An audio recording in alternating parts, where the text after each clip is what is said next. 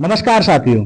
आज की इस वीडियो में हम पढ़ेंगे क्लास 10 के हिस्ट्री का chapter print culture and the modern world, मुद्रण संस्कृति और आधुनिक दुनिया। जी हाँ, कि किस प्रकार मुद्रण संस्कृति पूरे विश्व में फैली। मुद्रण के चीन से यूरोप और फिर भारत आने की कहानी, वुड ब्लॉक प्रिंटिंग प्रेस से लेकर गुटेनबर्ग की प्रेस और भारत में वर्नाकुलर प्रेस के बारे में कुछ बातें। इसी के साथ यह प्रिंट क्रांति, ज्ञान, धर्म और राष्ट्रवाद के प्रसार का मुख्य कारण बनी। चलिए शुरू करते हैं।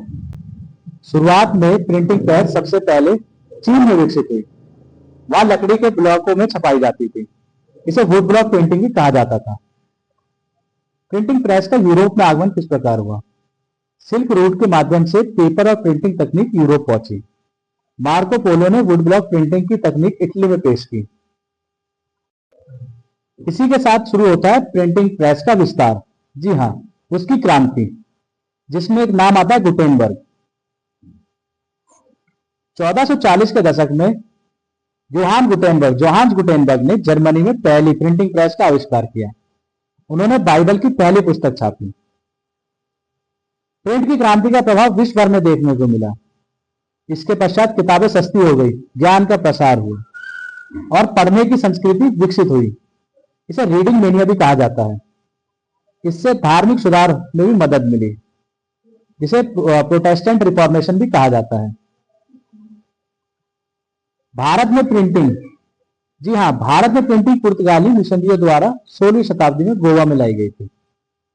जेम्स ऑक्सटर हिकी ने भारत का पहला अखबार बंगाल गजट शुरू किया गया था।